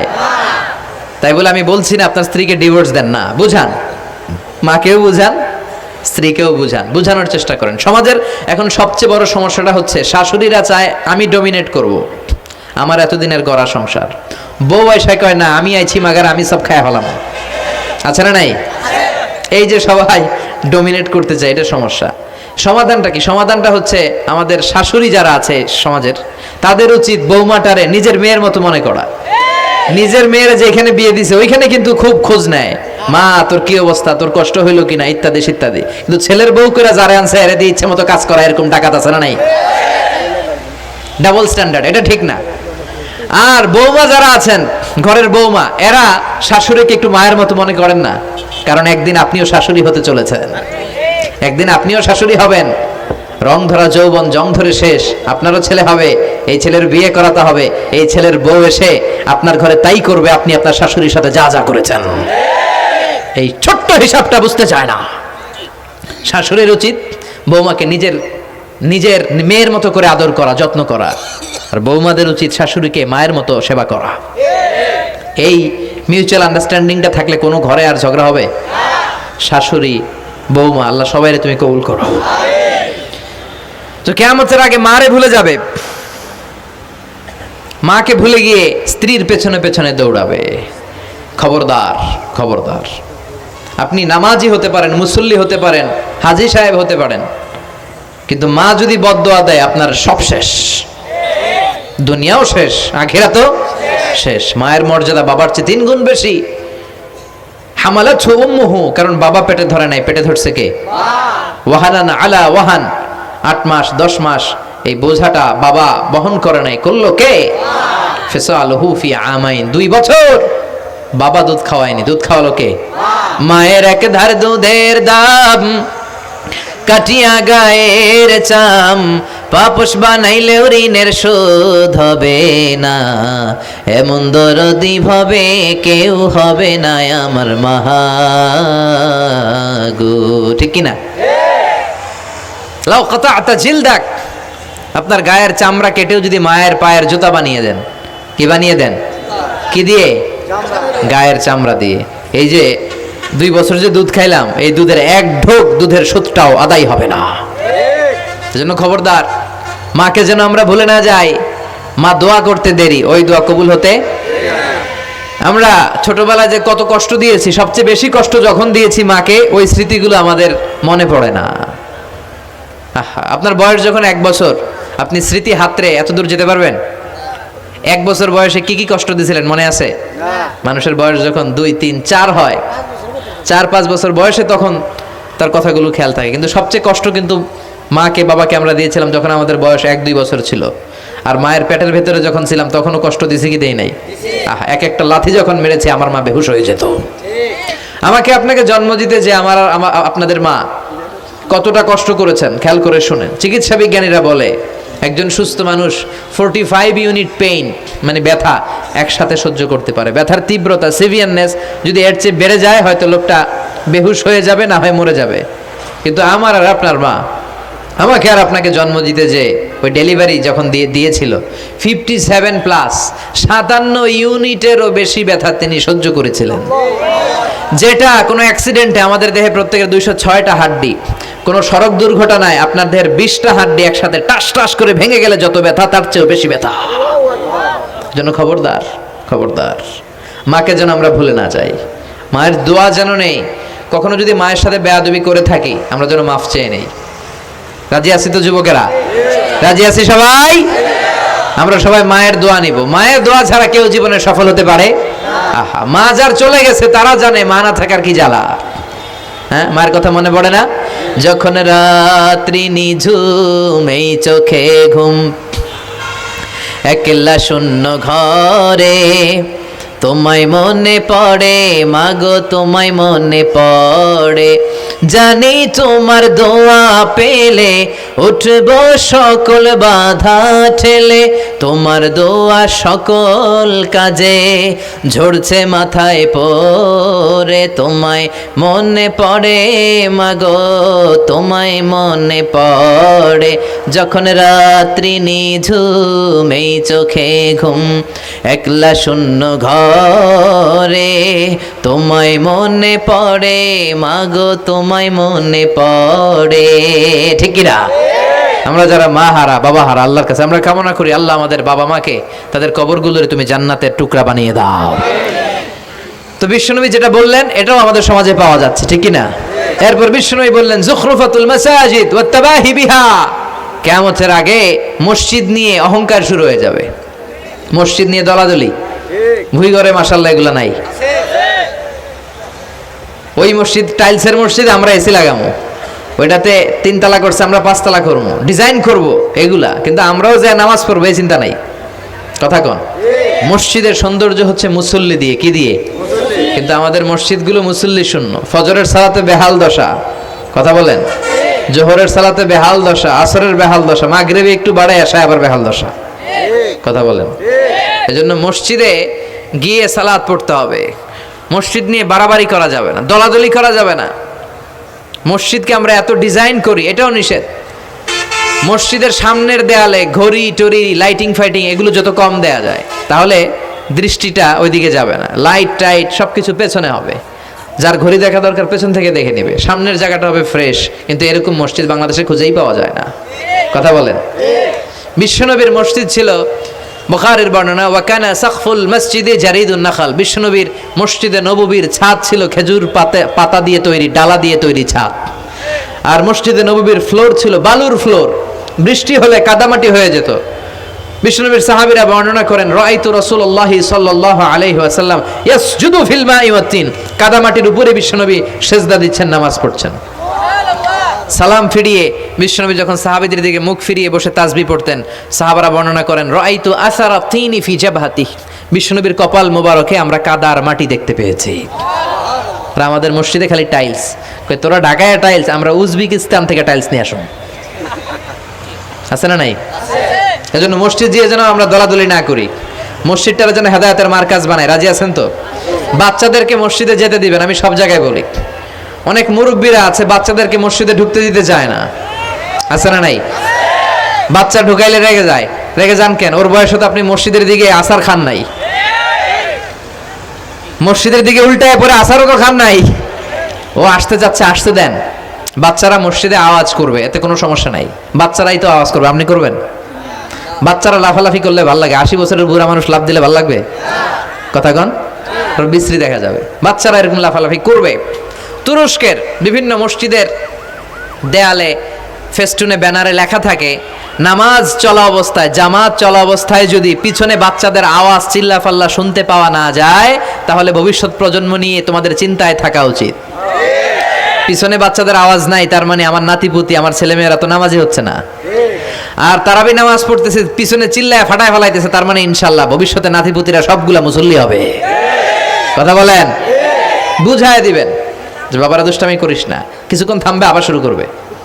এটাই বাচ্চাদের সৌন্দর্য, এটা বাচ্চারা করলেই মানায়। বাচ্চাদেরকে যেন আমরা মসজিদে নিয়ে যাই। রাজি আছেন তো? আল্লাহ বুঝার তৌফিক দান করো। বিশ্বনবী বললেন, ইয়াতাকারাবুজ জামান তাতাকারাবুল আসওয়াক, কিয়ামতের আগে ইয়াতাকারাবুজ জামান, সময়ের বরকত কমে যাবে।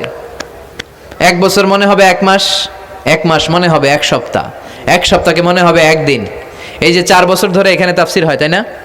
কথা কন। গত বছর আসছিলেন কারা কারা? হাত তোলেন।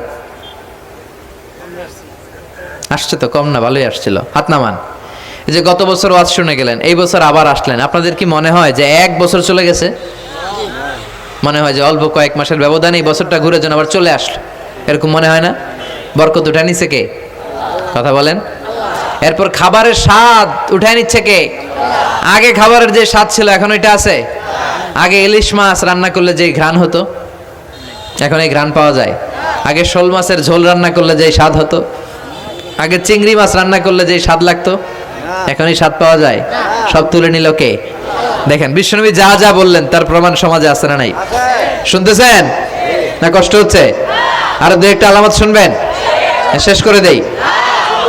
শুনবেন আর কয়েক মিনিট। বিশ্বনবী বললেন, তাসলিমুল খাসা, কিয়ামতের আগে লোকজন শুধু পরিচিতদেরকে সালাম দিবে, অপরিচিতদেরকে সালাম দিতে চাইবে না। এরকম আছে না নাই? এই মুরব্বী চাচারে চিনি, চাচা আসসালামু আলাইকুম, চিনি আসসালামু আলাইকুম, ওদিকে চিনি আসসালামু আলাইকুম, কিন্তু অন্য একটা এলাকায় গেছি, ওখানে কাউরে চিনি না, সালামও দেয় না। বাসে উঠছেন, কাউরে চিনেন না, সালাম দেন না, এরকম আছে না নাই? তো সালাম কি যাদেরকে চিনেন এদের জন্য? কথা কন। আলা মান আরাফতা ওয়া মান লাম তারিফ, যাকে চিনো সালাম দাও, যাকে চিনো না তাকেও দাও। আল বাদিউ বিস সালাম, বিশ্বনবী বললেন আগে আগে দাও। আল বাদিউ বিস সালাম বারিউম মিনাল কিবর, আগে আগে যে সালাম দেয় তার হৃদয় থেকে অহংকার মুক্ত করে দেয় কে? আল্লাহ। অহংকার মুক্ত হওয়ার দরকার আছে না নাই? যার হৃদয়ে যাররা পরিমাণ অহংকার থাকবে সে জান্নাতে প্রবেশ করতে পারবে? কথা বলেন। এজন্য আমরা আগে আগে সালাম দেব। ভুইঘরের ভাইয়েরা ছোটরা বড়দেরকে দিব, বড়রা ছোটদেরকে দিব, হাজবেন্ড ওয়াইফকে দিব, ওয়াইফ হাজবেন্ডকে দিব। রাজি আছেন তো? আজকে যারা স্বামী যারা আসছেন, বাড়িতে যেই ভাবির আগে সালাম দিবেন। রাজি আছেন? কথা কয় না, আওয়াজ ছোট হয়ে গেছে। পারা যাবে? আপনি আগে সালাম দিবেন, এটা দেখে আপনার স্ত্রী লজ্জা পেয়ে আপনার আগে দিবে, এগুলো দেখে বাচ্চারা সালাম শিখে ফেলবে। সুবহানাল্লাহ কইবেন না? আমরা কি চাই না আমাদের ফ্যামিলিগুলো এরকম সুন্দর হোক? আমরা কি চাই না আমাদের ফ্যামিলিগুলো জান্নাতি হোক? এরপরে বিশ্বনবী বললেন, খুতাবুকুম তাবিলা সালাওয়াতুকুম কাসীরা, কিয়ামতের আগে খুতবাগুলো লম্বা হবে আর সালাতগুলো খাটো হয়ে যাবে। এই যে বক্তব্য লম্বা, নামাজ হয়ে যায় খাটো, আছে না নাই? হুজুর ওয়াজ করেন, ওয়াজ টেস্ট লাগে, নামাজ টেস্ট লাগে না, আছে না নাই? এশার নামাজে পড়ে না, ফজর নামাজে পড়ে না, রাত 2টা পর্যন্ত ওয়াজ শুনে, আছে না নাই? এরকম করা যাবে না। নামাজ কামাই করা যাবে না। সবার আগে হবে নামাজের হিসাব। নামাজের হিসাব ঠিক তো আপনার পুরো আমলনামা ঠিক। নামাজে ভেজাল তো সব জায়গায় ভেজাল। প্রথম হিসাব নেওয়া হবে এই সালাতের, খবরদার। এরপরে বিশ্বনবী বললেন, লা ইউকাসসামুল মিরাস আলা ওয়াজহিন সাহিহ। বিশ্বনবীর হাদিস থেকে এরকম বর্ণনা পাওয়া যায়, এর মাফহুম হচ্ছে লা ইউকাসসামুল মিরাস আলা ওয়াজহিন সাহিহ, সহিহ পদ্ধতিতে মিরাজ বণ্টিত হবে না। লিযযাকারি মিসলু হাযযিল উনসায়াইন, সব বাবাদেরকে আল্লাহ বললেন উত্তরাধিকারের বন্টন নীতি তুমি মেনে ছেলে মেয়েদের মধ্যে বন্টন করে দিবা। ছেলেরে দিবা যদ্দূর, মেয়েরে দিবা অর্ধেক। কার আইন? কথা বলেন, আইনটা কার? ছেলেরে যদি 2 লাখ দেন, মেয়েরে চিল্লায় বলেন, ছেলে 2 লাখ পেলে মেয়ে কয় লাখ? ছেলে 4টা বাড়ি পেলে মেয়ে কয়টা বাড়ি? অনেক বাবা আছে, মেয়েরা কয় মা তোর বাইরে সব দিয়ে দিলাম, তোর লেগে দোয়া করে দিলাম। হাত তুলছে এমনি। মেয়ের লেগে কি করে দেয়? আর ভাইয়েরে সব দিয়ে দেয়। এগুলো ডাকাত। এগুলো কি ভুই ঘরে? মাশাআল্লাহ এরকম ডাকাত টাকাত নাই। দোয়া তো আপনি সবাইরই করবেন, ছেলে যেটা প্রাপ্য দিয়ে দেন, মেয়ে যেটা প্রাপ্য দিয়ে দেন, তারপরে হাত তুলে দোয়াও করে দেন। কথা বলেন। অনেক মা আছে ছেলেরে বেশি খাওয়ায়, মেয়েরে কম খাওয়ায়, আছে না নাই? ছেলের পাতে মুরগির রান, মাইয়ার পাতে মুরগির ঠ্যাং, আছে না নাই? দেখবেন ওই মা বাবার হয়তো হয়তো অনেক সময় শেষ কালটা ছেলের বাড়িতে কাটে না, কাটে মেয়ের বাড়িতে, আছে না নাই? কারণ প্রকৃতিরও একটা মায়ের আছে না নাই? শেষ মাইরটা আল্লাহ দিবে। শেষ মাইরটা কার? আল্লাহ ছাড় দেয়, ছেড়ে দেয় না। আল্লাহ কি দেয়? কি দেয় না? আল্লাহর সব মনে থাকে। আল্লাহ শেষ খেলাটা খেলে দিবে। চিল্লায় বলেন ঠিক কিনা? বাবা মা যারা আছেন সাবধান, উল্টাপাল্টা করেন না। এগুলো নিয়ে কত বিচার যে আমাদের কাছে আসে, কত মাসালা যে আসে, কেন করেন এগুলো? সমানভাবে আপনি ইনসাফ করেন, কিয়ামতের দিন আপনার বিচার করার সময় আল্লাহ আপনার উপর ইনসাফ করবে। আপনি ঠকাবেন, আল্লাহ আপনার 14 গোষ্ঠী উদ্ধার করে ছাড়বে। তিনি ভুলে যান না, তিনি ছাড় দেন, ছেড়ে দেন না। এজন্য মিরাসের যে বন্টন পদ্ধতি, আমরা যেন ইসলামের দেয়া পদ্ধতি অনুসরণ করি। আল্লাহ তৌফিক দাও। কিয়ামতের আগে ভূমিকম্প বেড়ে যাবে, আছে না নাই? কিয়ামতের আগে আত্মহত্যা বেড়ে যাবে, আছে না নাই? কিয়ামতের আগে ঢোল বাদ্য নাচানাচি বেড়ে যাবে, আছে না নাই? বাংলা মায়ের একতারা সুর কতই ভালোবাসি, দোতারা সুর কতই ভালোবাসি, বাজারে ঢোল বাজারে বাসি। বিষ্ণুই বললেন বয়স্তু আন উকাসসিরাল মাজামির, আমি ঢোল বাদ্য তবলা হারমোনিয়াম এগুলোরে ভেঙে মাটির সাথে গুড়িয়ে দেওয়ার জন্য এসেছি। আর ওই নবীর উম্মত কয় বাজারে ঢোল বাজারে বাসি, আছে না নাই? ঢোল বাদ্য বাজানো যাবে? এই হাই বিটের মিউজিক আপনি শুনলে আপনার অন্তরে নেফাকি তৈরি হবে। নামাজে মজা পায় না, কয়জন নামাজে মজা পায় না। তুমি আজীবন শোনো কুচ কুচ হতা হয়, তো তুমি নামাজে মজা পাইবা কেমনে? আজীবন শুনে কি কুচ কুচ হতা হয়। এখন নামাজে মজা পায় না, জিকির করে মজা পায় না, তেলাওয়াতে মজা পায় না, মজা নাই, মনোযোগ নাই।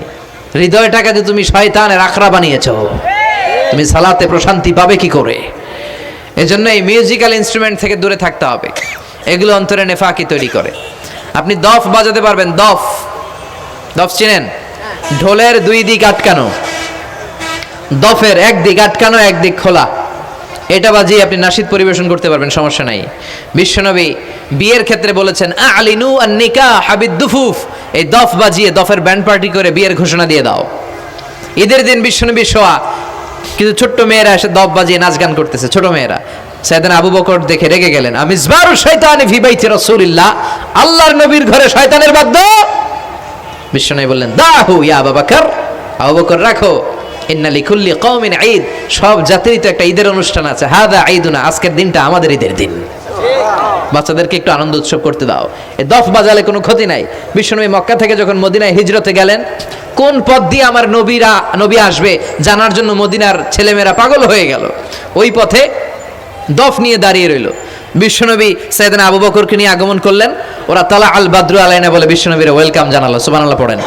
তালা আল বাদরু আলাইনা মিন সানিয়াতিল ওয়াদা ওয়াজাবা শুকরু আলাইনা মাদাআ লিল্লাহি দা আইয়ুহাল মাবউসু ফিনা جئت من أمر المطاب جئت شرفت المدينة مرحبا يا خير دا طلع البدر علينا من ثنيات الوداع وجب الشكر علينا ما دعا لله دا পড়েন আল্লাহু আকবার।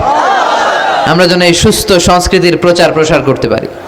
ইসলাম বিনোদনে নিষেধ করে নাই, কিন্তু বিনোদন শুড বি হালাল বিনোদন, ঠিক কিনা? আপনি অসুস্থ সংস্কৃতির চর্চা করলে ওইটা আল্লাহ অ্যাকসেপ্ট করবে না। সংস্কৃতিটা হতে হবে সুস্থ সংস্কৃতি। আল্লাহ তুমি তৌফিক দাও। বিষ্ণুবী যা যা বললেন, ভুইঘরের ভাইয়েরা, তার প্রতিটি আমাদের আশেপাশে চোখের সামনে পেছনে আছে না নাই? এটা ফিতনার যুগ। কিসের যুগ? এই যুগে আমানতের খেয়ানত হবে, এই যুগে নারীরা বেপরদা হয়ে চলাফেরা করবে, এই যুগে নিজের ঈমান বাঁচানো কঠিন হয়ে যাবে। এই কঠিন বিপদের সময় আমাদেরকে বাঁচাতে পারে দুইটা জিনিস। কয়টা জিনিস? চিল্লায় বলেন কয়টা? দুইটা জিনিস শুধু আমাদেরকে বাঁচাতে পারে। এক হচ্ছে আল্লাহর কোরআন, দুই হচ্ছে বিশ্বনবীর সুন্নাহ, ঠিক কিনা? এই দুইটা জিনিসকে মারির দাঁত দিয়ে আঁকড়ে ধরে রাখতে হবে। তাহলে সে পথভ্রষ্ট হওয়ার কোনো সুযোগ। This Quran and Sunnah hour way to জান্নাহ, ঠিক কিনা? আওয়াজ করে আমার সাথে পড়েন, কোরআন and Sunnah hour way to জান্নাহ। আওয়াজ বাড়ায় দেন, পড়েন, কোরআন and Sunnah hour way to জান্নাহ। এই কোরআন সুন্নাহ আপনাকে জান্নাতের ওয়েতে উঠায় দিবে, রাস্তায় উঠায় দিবে। এই কোরআন সুন্নাহর সাথে যেন আমরা সম্পর্ক বাড়াই, তাফসির মাহফিলগুলোতে যেন বেশি বেশি যাই, এলাকায় যেন ইসলামী হালাকা তৈরি করি, প্রশ্নোত্তর পর্ব তৈরি করি, এতে করে নিজেরা যেন সমৃদ্ধ হই, কোরআন সুন্নাহর সাথে যেন সম্পর্ক বাড়াতে পারি। আল্লাহ তুমি তৌফিক দাও। আর জোরে পড়ে আমিন। যারা এই লম্বা সময় আমার বক্তব্য শুনলেন সবাইকে আমি আন্তরিকভাবে শুকরিয়া জানাই। যারা এই প্রোগ্রামের অ্যারেঞ্জ করেছেন তাদেরকে আমি শুকরিয়া জানাই। এই যে শুরু হয়েছে ওঠা বসা, বসেন, এগুলো আপনারা শিখছেন কোথায়? 2 ঘন্টা আলোচনা শুনে এরপরে ওঠা বসা শুরু করে দেয়। এই কথাগুলো আমরা বলি, এত পরিবর্তনের কথা বলি, শৃঙ্খলায় যদি শিখতে না পারলাম তাহলে কি ইসলাম শিখলাম? ইসলাম তো শৃঙ্খলার অপর নাম, ঠিক কিনা? শৃঙ্খলা নাই, ওখানে ইসলামের কিছুই পালন হয় নাই, ঠিক কিনা? বসেন, আমরা একসাথে বিদায় নিব। যতগুলো কথা বলেছি কোরআন সুন্নাহর আলোকে বলেছি, বানিয়ে বলি নাই। তারপরে আমার মনের অজান্তে কোনো মিস ইনফরমেশন যদি আমার মুখ ফসকে বেরিয়ে যায়, সেগুলো যেন আল্লাহ তাআলা আমাদের স্মৃতিপট থেকে মুছে দেয়। আমরা পড়ি আমিন। সত্য, সুন্দর, কল্যাণকর, হকের পক্ষে যা বলেছি তার সবটুকুন যেন আল্লাহ তাআলা প্রথমে আমাকে আমলের তৌফিক দান করে এবং আপনাদের সবাইকে আমলের তৌফিক দান করে। আমরা পড়ি আমিন।